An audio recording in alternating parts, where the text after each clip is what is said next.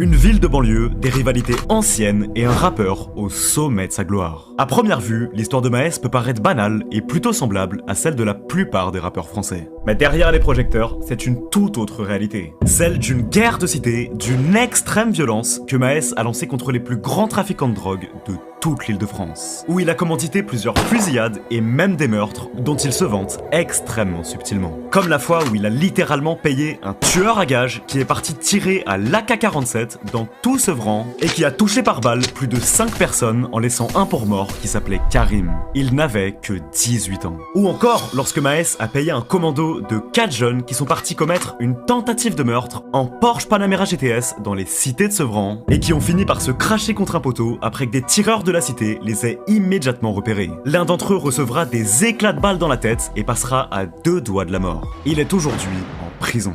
Et habituellement, en fait, je fais des vidéos que sur le rap américain. C'est-à-dire que j'ai l'habitude de documenter des histoires qui sont vraiment particulièrement choquantes. Que ce soit avec King Von, sur qui j'ai carrément fait une vidéo qui dure 1h30 et qui prenait littéralement du plaisir à commettre des meurtres pour ensuite aller se moquer de leur famille qui pleurait sur Twitter. Ou encore mes 3 vidéos d'1 heure chacune où j'expliquais comment Young Thug avait commandité plus de 48 meurtres et était même le chef de 4 gangs d'Atlanta en même temps. En faisant alors l'un des bandits les plus dangereux de tous les USA. Mais aujourd'hui, l'histoire que je vais te raconter sur Maes a atteint des sommets de violence si grands qu'on a très rarement vu ça dans le rap français.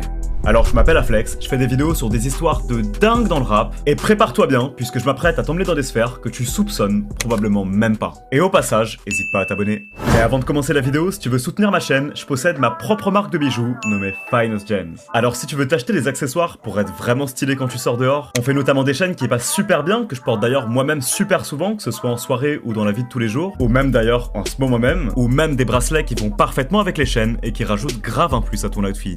En sachant que tu te rends pas forcément compte, mais je te jure qu'en portant ce genre de choses, tu marques grave des points aux yeux des gens. Parce que ça montre que tu prends vraiment soin de toi et que t'es pas du tout négligé. Et avec mon code AFLEX20, t'as moins 20% sur toute la boutique si tu fais partie des 50 premières personnes à l'utiliser. En sachant que pour une chaîne achetée, t'as un bracelet de ton choix qui t'est offert. En plus de ça, ta commande arrive dans des boîtes vraiment très propres, qui sont illuminées à l'intérieur et qui font briller la pièce super intensément quand tu la reçois. Et à côté de ça, on fait aussi des pendentifs de rappeurs, tels que le pendentif EXO de The Weeknd, que je trouve vraiment super stylé. D'ailleurs, pour l'anecdote, bon c'est vraiment un délire, mais j'ai un pote à moi qui le portait en soirée et il faisait croire à toutes les meufs qui travaillaient avec The Weeknd. Et c'était vraiment un délire, je te jure que je l'ai vu de mes yeux, tout le monde y croyait, c'était un truc de malade. Mais bon voilà, c'est une petite anecdote, moi honnêtement je trouve ça super drôle et il le faisait à chaque soirée, c'était un délire. Et au moindre souci évidemment, tu peux directement nous contacter sur Instagram en étant sûr et certain qu'on te répondra le jour même. En plus de ça, on t'assure une livraison en quelques jours dans toute la